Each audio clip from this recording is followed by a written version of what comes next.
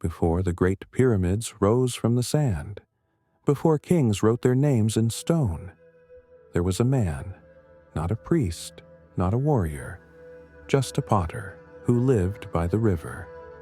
Every morning he shaped the earth with his hands. Every evening he watched the sun melt into the Nile. And though time forgot his name, his touch remains in the quiet fire of clay and the soft breath of dust. Tonight we return to his world, to a quiet day beside a flowing river in the heart of ancient Egypt. Before the birds stirred in the papyrus reeds, before the first smoke rose from the hearths, the Nile was already awake. Its waters moved slowly, like the breath of something ancient, something eternal.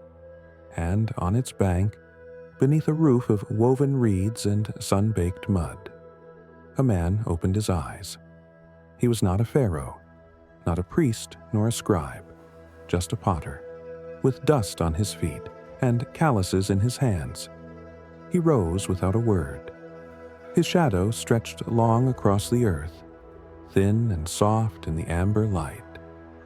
The sun had just broken the horizon, red and round, casting gold over the dark silt of the riverbank. He stepped outside, and the cool breath of morning wrapped around him like a prayer. Somewhere, far across the fields, a heron cried. He stood still for a moment, listening to the silence. Then, with a calm heart, he whispered to the sky, "Another day, another flame, another shape from the earth." His village was small, hidden behind rows of date palms and low walls made of mud and straw. There were no grand temples here, no towering obelisks, no gold to shine beneath the sun. Just homes, quiet and warm, with roofs thatched from river reeds, and courtyards shaded by fig trees. Children ran barefoot through the dust, chasing chickens. Dogs barked lazily under the morning sky. And from every doorway, the scent of bread, fresh and coarse, drifted up with the smoke. This was not the Egypt of pharaohs. This was the Egypt of hands and breath, of families who rose with the sun and worked the earth with patience. Hori, our potter, walked slowly past a neighbor's well. A woman waved, balancing a jar on her head, water still dripping from its rim. He smiled softly, touched the amulet of Bes hanging by his door, the dwarf god who protected homes and laughter. Then he knelt by his clay jars and began his day. At the edge of the village, where the grass gave way to mud, Hori knelt by the river. His fingers sank into the earth, warm, damp, rich with life. This was no ordinary soil. It was silt carried for centuries by the Nile, layer upon layer, left behind each year when the floods came and the waters pulled back. The gods may have made the Nile, but the Nile made the land. And from this land came everything: wheat, shelter, and clay. The clay was heavy, cool to the touch, but when held, it seemed to breathe. Hori scooped it gently into a woven basket, his movements careful, almost reverent. Without the river, he thought, there is no clay. Without clay, there is no potter. And without the potter, who will remember the shape of the world? He stood, basket in hand, the morning sun glinting off the quiet water. Behind him, his shadow stretched over the black earth, and the Nile flowed on, silent and watching. Back beneath the shade of his awning, Hori sat beside his wheel. It was a simple thing, a disk of wood, spun by foot and guided by hand. The clay sat heavy in the center, damp, waiting, still. But as his foot pressed the wheel and the circle began to turn, the earth came alive. His hands, calloused but careful, cupped the clay, drawing it upwards, coaxing it into form. A bowl, a jar, a slender neck. Each shape held a memory. One vessel, small and rounded, reminded him of the jars his mother once used to store honey and salt. Another, tall, with a curved lip, was shaped like the offering pots from the temple, where his wife once placed lotus petals on the day their son was born. These were not just pots, they were echoes of hands now gone, of voices now silent. But in the spinning, in the shaping, Hori felt them again. The wheel turned, and with every rotation, memory took form in clay. The past was soft again, and he could hold it, just for a little while. Pottery is not a craft of speed. It is a craft of stillness and waiting. Once shaped, the vessels must rest, for hours, for days. They dry beneath the sun, not too quickly, not too slow. The desert wind can crack them. Too much water, and they collapse inward. So Hori waits. He checks the clay with the back of his hand, listens for the faintest change in weight, feels the shift in air. When the time is right, he carries them one by one to his kiln, a dome of earth fed with husks and straw. He kneels, lights the fire. The flames rise slowly, licking the walls with whispers, and then he waits again. Fire does what hands cannot. It hardens memory, seals shape into permanence. Hori doesn't watch with eyes.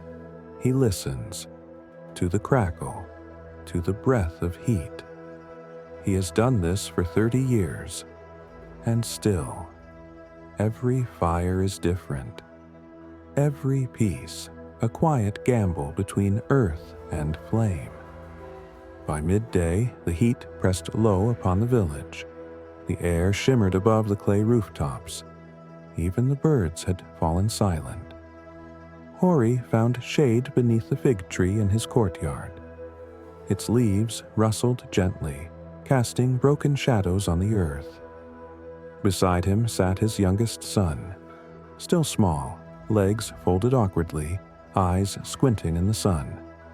They shared a simple meal, flat bread baked on hot stones and sweet water from a clay jar cooled in the shade. The boy chewed in silence, watching his father with the quiet curiosity of youth. After a moment, Hori spoke. Not loudly, not like a lesson, just a story, soft as a breeze. Long ago, he said, there was no land, no clay, no potter, only water and silence. The boy leaned in, and from the silence, Hori continued, Ptah, the great god of craftsmen, spoke the world into being. With thought and with word, he shaped the heavens, and with his hands, he shaped the earth. The boy smiled, eyes wide. Like you? He asked. Hori chuckled softly. No, my son.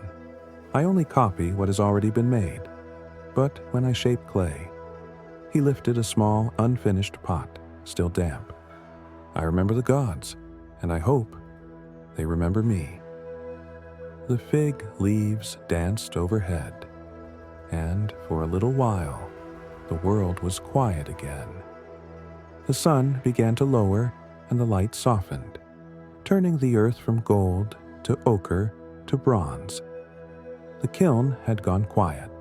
The clay was left to rest. Hori sat by the water's edge, his legs tucked beneath him, eyes half closed in the hush of late afternoon. The Nile moved slowly, as it always had, as it always would. Then, a sound drifted across the river. A voice, faint at first, but clear. A woman was singing, rowing her small boat between reeds, jars of oil and scented resin swaying gently at her feet. Her voice rose with the rhythm of her paddling, not loud, but certain. A melody older than the pyramids. Hori didn't know the words. He didn't need to. The song was not meant for him. It was for the river or the gods, or the dusk itself. And still, it filled something hollow in his chest. He closed his eyes. For a moment, he felt as if the river had stopped moving, and he was floating inside the song. The sun touched the edge of the desert, a glowing disk sinking slowly behind the dunes. Shadows stretched long over the village. The Nile shimmered, no longer blue, but copper. Hori stood in the fading light, his arms full of drying pots.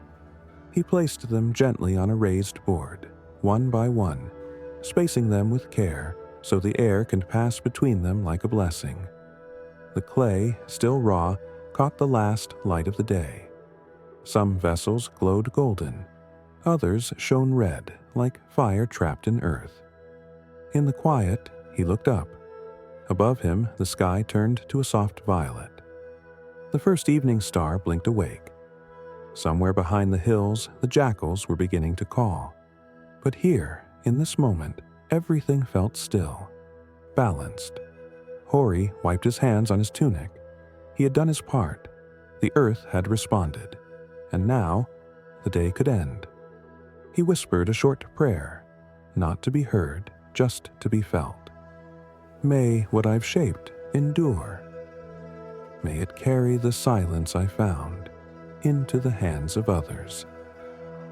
Behind him, the last rays of sun slipped beneath the horizon, and the land exhaled. Night settled over the village like a hush, a soft blanket of silence, broken only by the whisper of wind through the reeds. Stars blinked to life above, scattered like grains of sand across the heavens, and Hori lit the fire. The kiln was old, rounded from years of use, patched with river mud, its mouth blackened by time. He fed it gently, dry straw, crushed husks, splinters of acacia wood. The first flame rose slowly, like a breath returning to the earth. It flickered orange, then gold, then deepened to the red of blood and embers. The pots were inside now, silent, waiting to be transformed. Fire would make them strong or shatter them. But Hori did not fear it. He had worked beside flame too long. It was no longer an enemy. It was a teacher. He sat beside the kiln, cross-legged in the dust, watching the shadows dance along the curved wall. The heat kissed his cheeks, but his thoughts drifted elsewhere, to faces he missed, to seasons gone, to pots long buried in tombs he would never see. Not every fire is for warmth, he thought. Some are for remembering. And beneath the stars, with earth and flame beside him, Hori kept watch, a quiet guardian of fragile things. The fire burned low, the pots inside sealed in silence. Hori covered the kiln's mouth with a smooth stone, then stood slowly, like the day itself was lifting from his shoulders. He walked home in the dark, guided not by torches, but by memory. His doorway waited. His mat of woven reeds still held the shape of his rest. He lay down with a sigh. The stars blinked through a crack in the roof. Somewhere far away, the Nile whispered to the sand. And sleep found him. In his dream, a single jar floated down the river. It drifted gently, turning in the current, light as a feather, heavy with time. Past crocodiles, past temples, past the kingdoms not yet born, and far, far in the distance. Someone reached down and caught it. A hand he had never seen, a face he would never know. They held the jar, turned it, touched its surface, and wondered, who made this? And why does it still feel warm? Hori did not wake, but in the dark something passed from his dream into the world, like heat through clay. A quiet promise that even simple hands leave lasting shapes.